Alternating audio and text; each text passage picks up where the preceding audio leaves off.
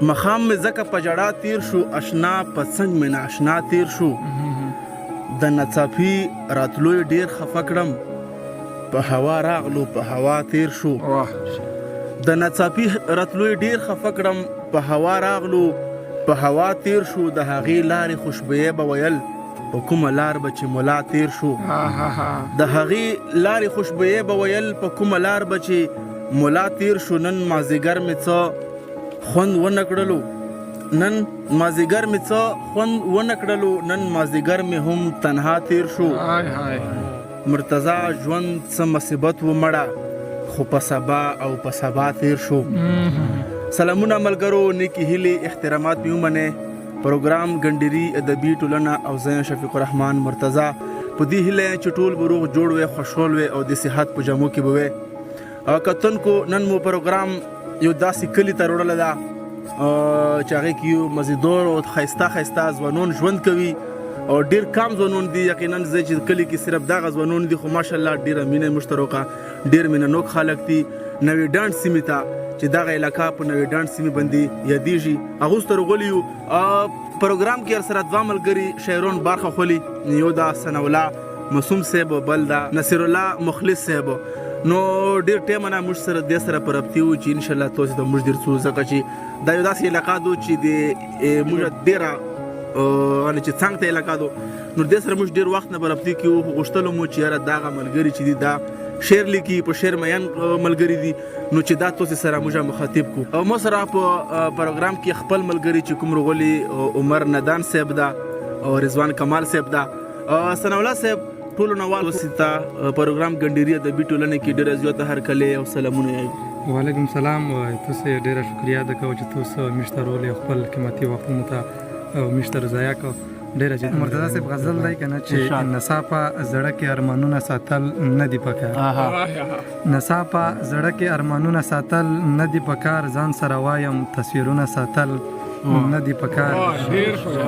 کله نه کله په سړی باندې صدا سي وشي، کله نه کله په سړی باندې صدا سي وشي، خوا کې شراب ډک جامونه ساتل نه دی پکار. ډیر پزړه پورې ښکارا کوي چې هر چا ته پته ولګيږي، ښکارا کوي چې هر چا ته پته ولګيږي، یاره په زړه کې پټ غمونه ساتل نه دی پکار. ډیر زبردست بیا وایا.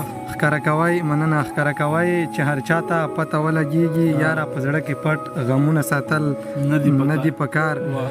تکه د چا سره خبرې نه کړې مې کوا. کمال صاحب ارشاد. تکه د چا سره خبرې نه کړې مې کوا، خو د یو بل نه ګیلې غرونه ساتل نه دی پکار. او مختار زو چې پرون یو چاره ته ویل مسومه ښه کار نه دی، پرون یو چاره ته ویل مسومه ښه کار نه دی، دغه په غاړه تعویضونه ساتل نه دی پکار. راته معلوم شولې غداره ملګري دې نه کړم، راته معلوم شولې غداره ملګري دې نه کړم، ګزار دې وکړلو بېواره ملګري دې نه کړم. او ما ویل چې ته به مې غمخوار وې راته پته نه وه، ما ویل چې ته به مې غمخوار وې راته پته نه وه، لستوڼي مار وخته یاره ملګري دې نه کړم. مرتضی صاحب بیا چې دلته خو حق ته حق ویل خلک هټ جرم ګڼي، دلته خو حق ته حق ویل خلک هټ جرم ګڼي، چاره ته وویل لاډاره ملګري دې نه کړم. او د خلک څه کوي لږ پام خو ورته وکړه که نه، د خلک څه کوي لږ پام خو ورته وکړه که نه، ای د بارودو دوکانداره ملګري دې نه کړم.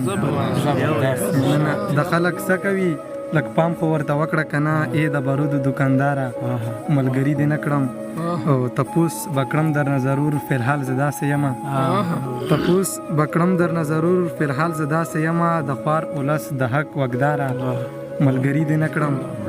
او مقطع عرض دو چې معصوم وزیر شم سترګاور نور در نه ځان ساتمه، معصوم وزیر شم سترګاور نور در نه ځان ساتمه، ورځه بس خپله وایه لاره ملګري دې نه کړم. اخري غزل د مرتضی صاحب ارشاد یی چې د په ما څه شوي چې کړم خبرې ګډې وړې، د په ما څه شوي چې کړم خبرې ګډې وړې، په هره لاره هر قدم خبرې ګډې وړې. او داسې وخت راغی چې په ما باندې تیریږي، داسې داسې وخت راهې چې په ما باندې تیریږي داسې د ډېرو خلکو په ځان وړم خبرې ګډې وډې ډیر ښه شعر یا راته ودې کړي انکار یا مې د څنګ ته راشي یا راته ودې کړي انکار یا مې د څنګ ته راشي راته هر وخت یې کړي صنم خبرې ګډې وډې ډیر په زړه پورې یاره. اربنواز وصال صاحب یا چې کډه به یوسو لرې لاړ به شو له دې کلي نه کډه به یوسو لرې لاړ به شو له دې کلي نه دلته کې اورم چم په چم خبرې ګډې وډې مننه یا چې ګډه به یوسو لرې لاړ به شو له دې کلي نه دلته کې اورم چم په چم خبرې ګډې وډې او د شپې ناوخته پورې ناست وم شپه شي تېره په ما د شپې ناوخته پورې ناست وم شپه شي تېره په ما راسره کړي که نه ستا غم خبرې ګډې وډې یا چې د رقیبانو په مطلب معصوم ډېر ښه پوهېږم د رقیبانو په مطلب معصوم ډېر ښه پوهېږم راته کوي چې پرې راځم خبرې ګډې مننه د رقیبانو په مطلب معصوم ډېر ښه پوهېږم راته کوي چې پرې راځم خبرې ګډې وډې چې له دنیا مخکې به ځان تازه کوو پس د ځانه به جهان تازه کوو له دنیا مخکې به ځان تازه کوو پس د ځانه به جهان تازه کوو وایي چې په تقریر نشي اسلام قرباني غواړي کله کله به ایمان تازه کوو